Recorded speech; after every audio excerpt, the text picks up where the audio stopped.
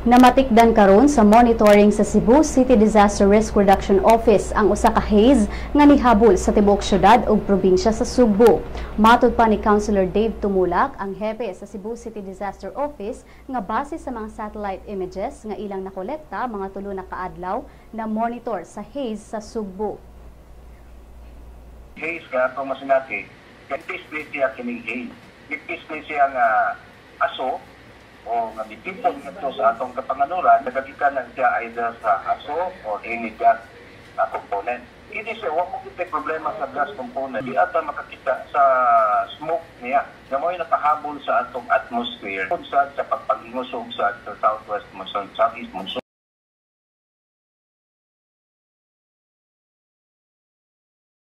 Ang haze, matud pa ni Tumulak, gikan sa Sumatra sa Indonesia.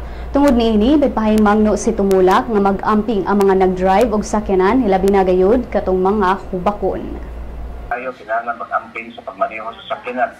Kaya sa airport, kinahanglan apila na itong mga kadagatan sa kanang mga dagat. Kung mag-amping-amping po sila. Ang katusang mga hubakon karong mga panahon na pantay sa gitna, kay kung ugaling mahitabo, madunay haze. Kanya ito ang nakita karon, na-experience na to, na ay haze. Inikuan ani niya, kita sa mga sakyanan na naay patak-patak kung acid rain.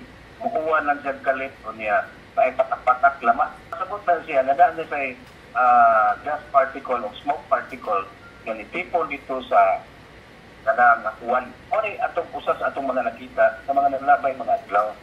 So nang piligro kayo sa mga hubakon. Kapatunggo na mga tagat-tubon, peligro kayo.